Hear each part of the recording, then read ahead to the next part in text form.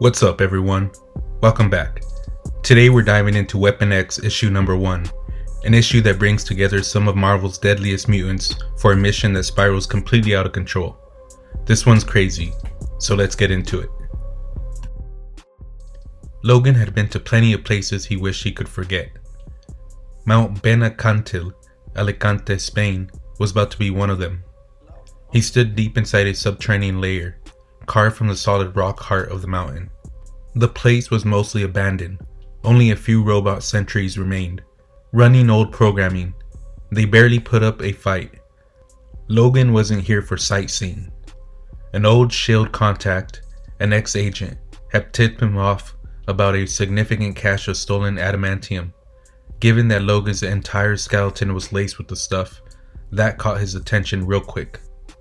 Lately, adamantium users were being hunted, stripped down for their valuable parts. Logan wanted to know who was behind it. And his intel? It was dead on the money. He found the victim, and whoever had stolen his stash had stripped him for parts too. The man's name was Kyber, a cybernetically enhanced terrorist. He had never been top tier, but he had been dangerous. Back in the day anyway. Now, he was just a pile of ruined metal and flesh. Logan studied the wreckage. Different MO than what I've been hunting before, so somebody else is after adamantium. That meant the fight wasn't over. Later, Logan sat at a bar, a drink in front of him. Next to him, some drunk idiot was barely holding his head up. Logan didn't care. In fact, he found it kinda convenient. "That's why you were safe to talk to," Logan muttered. The guy didn't react. "Not to mention you can't handle your booze, but you've been good bar company, so feel free to pass out. And tomorrow you won't remember we even met." Logan stood up, leaving cash for the tab. "Don't worry, I paid. I always do." He walked toward the elevator. The doors closed behind him. Then something hissed. A strange green smoke curled into the air. "The hell?" Logan says. Before Logan could react, the cables snapped. The entire elevator plummeted, rushing towards the ground at breakneck speed. Logan braced himself, adamantium bones rattling as the metal death trap crashed into the hotel lobby. Glass shattered. People screamed. Debris rained down around him. He groaned, pulling himself out of the wreckage. Another hotel lobby trashed. "Damn it, guess I need to change hotels," he says. The next scene we see Logan in the shower at Fauchon L'Hotel, Paris, trying to flush whatever the hell had been in that gas out of his system. His head was pounding. Something was off. His senses felt dull. Then a voice. "Don't forget to wash behind your ears." Logan snapped around, claws coming out. Deadpool grinned from the doorway. "Sorry, did I ruin your Calgon moment?" he quipped. "Remember those commercials? Oh wait, you're like 200 years old, so of course you do." Logan groaned, retracting his claws. "Wilson, I ain't got time for your brand of bull. First of all, let's stick with Deadpool. I'm on the clock. Second, what the hell are you doing holed up here? You always stay at the Pullman when you visit Paris." Logan stepped out of the shower, drying off. "They kicked me out when I trashed their lobby." Deadpool nodded knowingly. Occupational hazard. Then he picked up a bottle from Logan's sink. "Le peroxide de hydrogène. Not your usual poison, Curly." Logan glared. "Your pee is gonna stink." Logan ignored him. "Got a face full of I don't know what last night. Still trying to flush it out." Deadpool shrugged. "Speaking of, since I was in the neighborhood, I thought I'd relay some info. Someone's out to punch your ticket." Logan rolled his eyes. "No kidding. You're a genius. Luckily, I'm used to being in someone's crosshairs at any given moment. Comes with the dinner, so you don't have to bother faking concern." Deadpool threw up his hands. "Who's faking? Come on, after all we've been through together, although you'd almost think we were being marketed that way." Logan groaned. "Good point. I've been seeing way too much of you lately." Then suddenly, a voice inside Logan's head. "Wolverine, your considerable skills are needed in the field. I can't hover out here all night." "Which means your shore leave is over." Get dressed. Logan gritted his teeth. No more voices in my head, Summers. Just talk normal. Cable sat in a helicopter outside, waiting. Then hurry up and get moving. We've got a target to track, he says. Logan suited up. So how are you tracking this target, Summers? Since your one-eyed dad's got the only active cerebral unit going.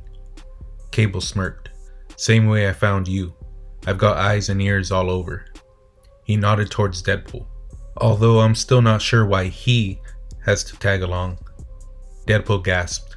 Cable. Are you kidding me? You said this was a mutant rescue mission.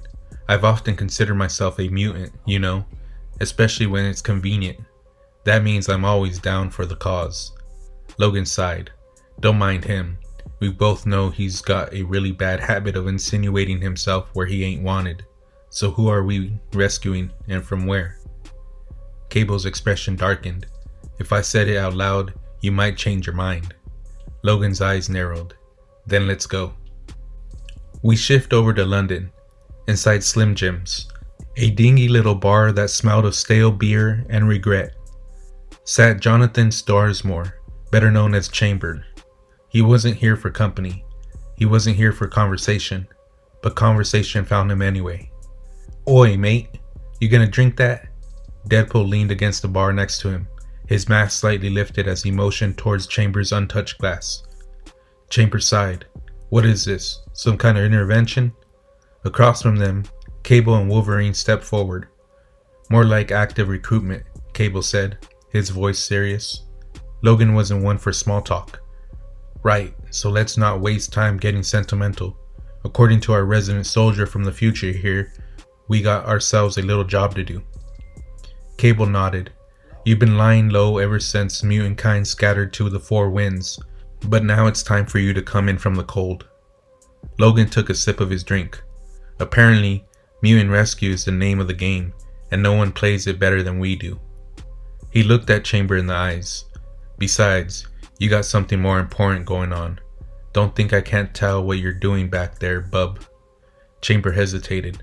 I've done my duty in various X-mobs, he finally said. Never really fit in with any of them. Logan smirked. Join the club, but family is family. Cable didn't leave room for debate. Besides, we're not asking. Chamber exhaled. Okay, look, before things get histrionic, I suggest we take this outside. They stepped out into the cold London air. Deadpool stretched his arms. Ah, much better. Bit stale in there. By the way, can someone ask Siri what histrionic means? Logan ignored him. We ain't here for a standoff, kid. Chamber narrowed his glowing eyes. Don't call me kid. Cable put a hand on Chamber's shoulder. We're all on the same side. That's why we're here. We need you. Chamber wasn't convinced. You seem pretty sure about that. That's when Deadpool had a revelation. Hey fellas, I just realized something. I mean, sure, we've all worked together in one way or another over the years, but this feels different. This feels like a real team. All new, all different, all franchise. Cable sighed. You're the one who's going to codify this thing? Deadpool crossed his arms.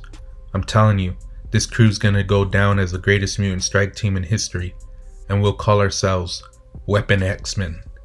See? It's got a logo and everything. Logan rolled his eyes. Yeah, whatever. Can we go now? 2 hours later, the team was in the air. The helicopter hummed as it cut through the night sky. Deadpool leaned toward Chamber. I'm telling you, Starburst.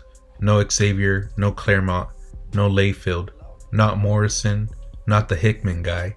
None of them ever thought of this name. This great name. Chamber groaned. Will you bugger off? Logan looked out the window, then turned to Cable. Summers, from what I'm seeing, you couldn't have brought us to a hotter spot. You sure about this? Cable's expression didn't waver. We're behind enemy lines, no doubt about it. That's why I've still got us fully cloaked and coming in low. Deadpool chuckled. Sneaky. So you're saying we're somewhere we're not supposed to be? Logan pulled on his mask. Yeah, you could say that. Guess it's time to suit up. Hope you've all had your shots. This place is certified health hazard. Welcome to Eastern Europe's favorite vacation spot. The helicopter touched down in Latveria. Deadpool looked around and froze. Latveria? Doesn't the guy who owned this place, rule the entire world now? Logan cracked his neck. Calm down. We'll be fine. We're still a few miles west of Doomstead. Chamber frowned. Then why are we headed due east? Cable tightened his grip on his weapon. Because that's where our target's headed. We just need to intercept him before... Hold it. Something crashed ahead of them, in a flaming heap. It was a servo guard. Logan narrowed his eyes. Huh? Look familiar? Cable gritted his teeth. It's one of Von Doom's security bots. Not a good sign. Let's keep moving. Deadpool laughed. Wow, it's just like following a trail of breadcrumbs. Big, fastest kilobit breadcrumbs. Then a sound from just over the ridge. Logan's instincts kicked in. You hear that? Deadpool grinned. Sounds like the end of the world. Ooh, I love a great reveal, especially on a page turn. The team climbed the ridge, and there he was. Thunderbird. John Proudstar. The first X-Men to die. Only now, he was very much alive, and he was tearing Doom's servo guards to pieces. Deadpool's jaw nearly dropped. Okay, totally not who I was expecting. Is that Thunderbird? I thought he was dead. Not that I'm any kind of historical expert. Logan didn't flinch. John Proudstar. That kid was the first of us to die, but one of the many to rise. He stepped forward. I was there when Thunderbird cashed in his chips, so just give me a chance to see what's what. Thunderbird turned, fists clenched. Logan raised his hands. Alright, Proudstar, you're making the locals restless. Let's just settle down and try to... Wham! Thunderbird's fist collided with Logan's chest, sending the mutant flying. Deadpool whistled. Yowza! Did he just... Cable's face hardened. Not only did he get the drop on Wolverine, it looks like he might have broken him. Thunderbird looked at his own hands, shocked. I didn't mean to. Then he ran. Deadpool watched him go. Hey, now he's making tracks. Talk about a hit and run. Logan groaned, pushing himself up. Serves me right. Caught me like I was some kind of amateur. Guess I'm still not 100%. Cable snapped his head towards Logan. Logan, what the hell are you talking about? Is there something you didn't tell me? Logan wiped the blood from his mouth. Somebody dosed me with something in Paris. Messed my senses up. My healing factor too.